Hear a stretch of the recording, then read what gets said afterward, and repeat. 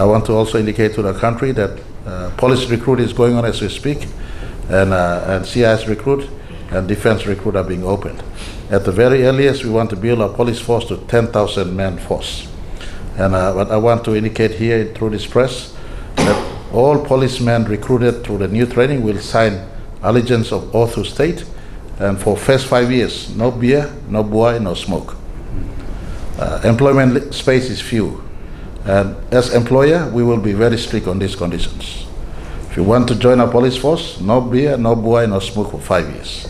When you're adult, you can choose what to do, but we want to instill discipline in a new police force, and we're working with the Australian bilateral security agreement that entails police training in a big way, but there'll be up to 10,000 new policemen employed, trained and employed within the next 5 to 10 years.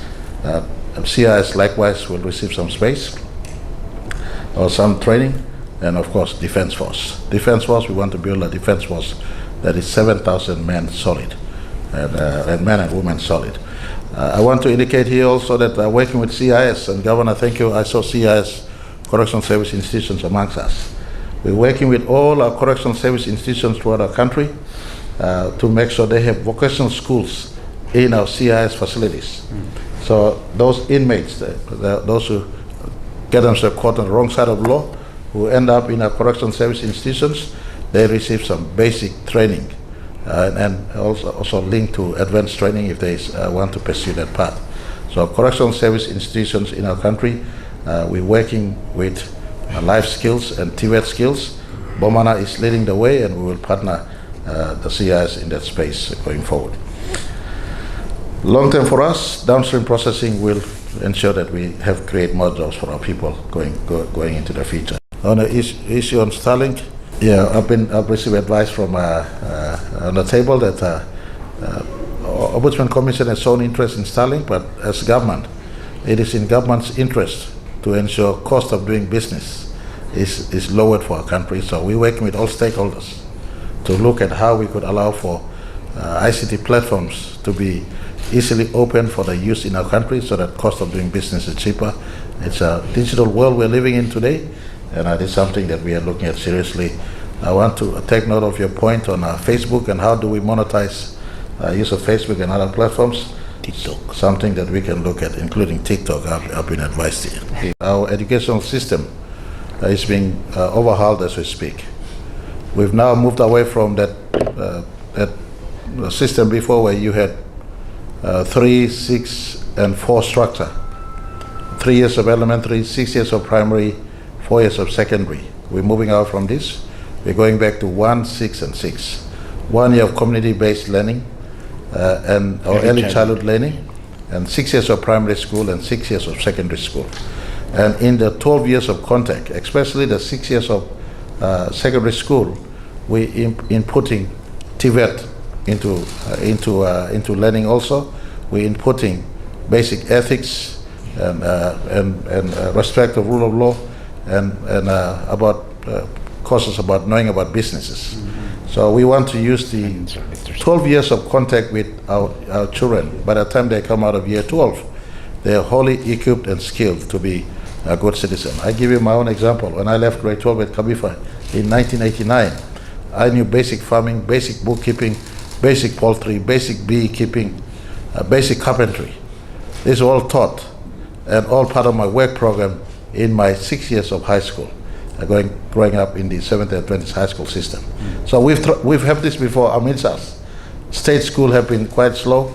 We're now restoring this into all our schools so that the school system is a value-adding and transformational system that just today, as it is a factory that is spinning out certificates with citizens who come into a society with really no skills.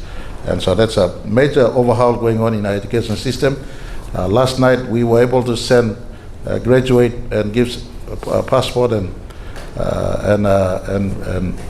tickets for the 75 students who graduated in our STEM program.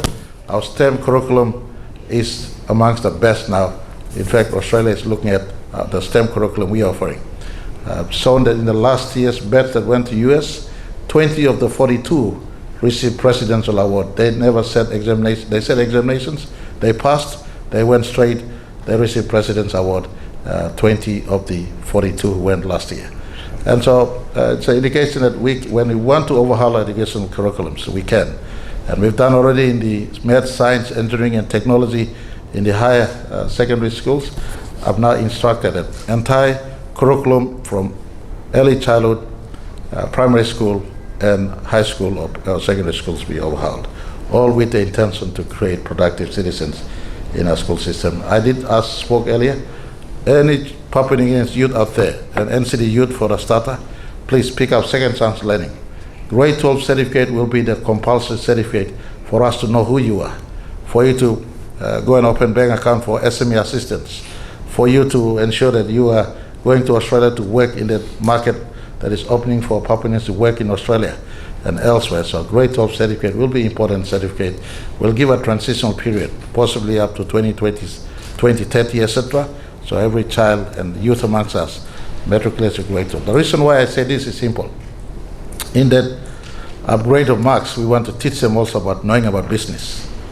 And so the child picking up grade 12, grade 11, grade 10, grade 9 materials are also being equipped in the stages of his learning, so that he or she, entering adult, can be also skilled to find work or create work, etc. Prime Minister, my question is on West Papua. Now that the new Indonesian president is have started advocacy on West Papua issues, are you going to openly discuss that issue in PIF? West Papua is in the sovereignty of Indonesia, so any sovereignty matters totally within, falls within the sovereignty issues of Indonesia. Just like we don't expect anyone else to talk about any sovereignty issue within the borders of PNG, they also expect us of the same.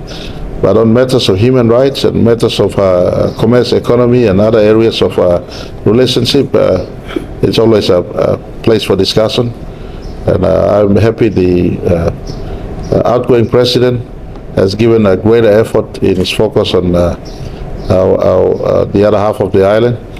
And the incoming president also has given his indication to give greater respect to indigenous views, and he had it from his own words when he arrived here and had bilateral with me. He said their custom, their culture, their land rights, and their indigenous heritages will be preserved and at the highest level of autonomy. And I am interested in that level of autonomy that he's discussing on the other side, and it'll be a continued work with us on the other side. And we don't want the West Papua issue to continue to be a buffer between us and them. We want to synergize. They also are kinsmen and kinswomen on the other side, but they in Indonesian sovereignty, and that sovereignty respect will always be maintained, but any other conversation will free flow from there.